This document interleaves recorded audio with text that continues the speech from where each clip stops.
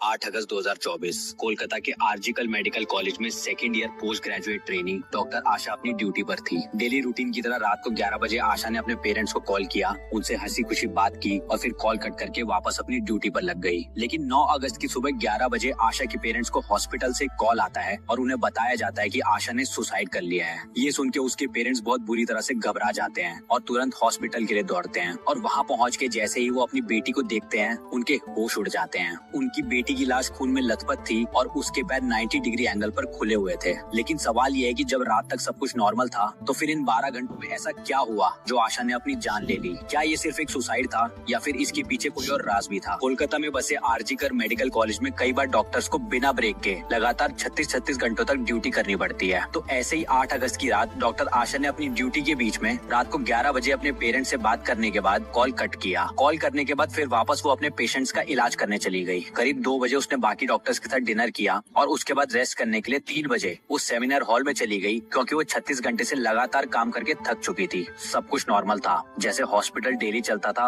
वैसे ही चल रहा था। लेकिन सुबह 11 बजे आशा के पेरेंट्स को आरजीकर हॉस्पिटल से कॉल आता है और उन्हें बताया जाता है कि उनकी बेटी ने सुसाइड कर लिया है। ये सुनते ही उनकी दुनिया एक पल के लिए अंधेरे में डूब गई। आशा के पेरेंट्स कुछ रिश्तेदारों के साथ तुरंत हॉस्पिटल पहुंच जाते हैं, लेकिन जब वो सेमिनार हॉल के बाहर पहुंचते हैं और अपनी बेटी से मिलने के लिए कोशिश करते हैं तो उन्हें तुरंत नहीं मिलने दिया जाता, बल्कि 3 घंटे तक उन्हें वेट कराया जाता है। 3 घंटे बाद जब उन्होंने अपनी बेटी को देखा तो उनके पैरों तले जमीन खिसक गई। आशा की हालत ऐसी थी कि जिसने भी उसके बारे में सुना उनका इंसानियत पर से विश्वास उठ गया। आशा की आंखों और मुंह से खून निकल रहा था और पूरे चेहरे पर घाव ही घाव थे। आशा की लोअर बॉडी पर कोई कपड़ा नहीं था और उसके पैर 90 डिग्री तक ओपन यानी बिल्कुल अलग थे। उनके प्राइवेट पार्ट से भी खून निकल रहा था। ये कोई सुसाइड नहीं हो सकता। एक ऑन ड्यूटी डॉक्टर का हॉस्पिटल में ही रेप और मर्डर कर दिया गया। जब आशा की बॉडी का पोस्टमार्टम किया गया तब पता चला कि उसकी बॉडी पर एक नहीं बल्कि 10 खतरनाक इंजरीज थी। चेहरे से लेकर गर्दन तक स्क्रैच मार्क्स थे। उनके राइट हैंड की उंगली टूट चुकी थी और उनकी कॉलर बोन भी तोड़ी गई थी। गलत तरीके से गला दबाने के कारण उनका थायराइड कार्टिलेज भी टूट चुका था।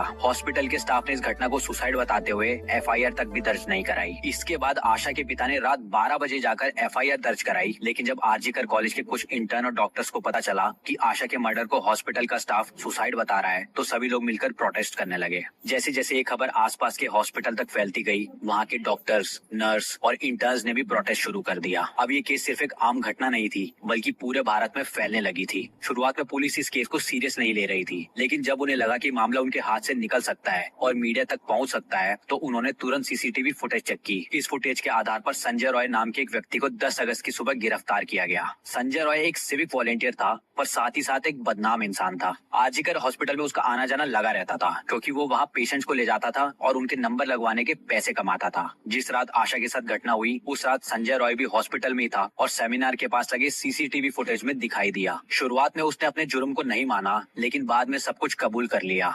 ये केस इतना सिंपल नहीं था जितना लग रहा था, क्योंकि जिन डॉक्टर्स ने आशा की हालत को देखा था वो समझ गए थे कि इसमें सिर्फ एक व्यक्ति का हाथ नहीं हो सकता। पोस्टमार्टम रिपोर्ट से सामने आया कि आशा के प्राइवेट पार्ट से 150 मिलीग्राम सीमेंट मिला, जो इस बात का सबूत था कि ये घटना एक से ज्यादा लोगों का काम है। डॉक्टरों का कहना था कि एक व्यक्ति एक बार में सिर्फ 5 मिलीग्राम सीमेंट ही प्रोड्यूस कर सकता है, तो 150 मिलीग्राम सीमेंट इस बात को दर्शाता है कि ये एक रेप नहीं, एक गैंग रेप था। जैसे जैसे मामला फैल रहा था वैसे वैसे कोलकाता में प्रोटेस्ट की आग भी बढ़ रही थी। केस की गंभीरता को देखते हुए हाई कोर्ट ने इस मामले में कोलकाता पुलिस से नाराजगी जताते हुए केस को सीबीआई को ट्रांसफर कर दिया। फिलहाल सीबीआई इस केस की जांच कर रही है और नए नए फैक्ट्स और थ्योरीज सामने आ रहे हैं। लोकल पुलिस के एक्शंस को देखते हुए ये माना जा रहा है कि इस घटना में कई बड़े बड़े लोग शामिल हो सकते हैं और इन्हीं लोगों को बचाने के लिए लोकल पुलिस ने इस मामले में ना एफआईआर दर्ज करी थी और ना ही ठीक से इन्वेस्टिगेशन करी। दुख की बात सिर्फ ये नहीं है कि आशा के साथ एक ब्रूटल रेप और मर्डर हुआ, बल्कि सबसे बड़ा दुख इस बात का है कि धीरे धीरे ये केस भी बाकी केसेस की तरह बुला दिया जाएगा। उम्मीद करेंगे कि ऐसा ना हो, डॉक्टर आशा को इंसाफ मिले और फ्यूचर में ऐसे घिनौने अपराधों पर रोक लगे।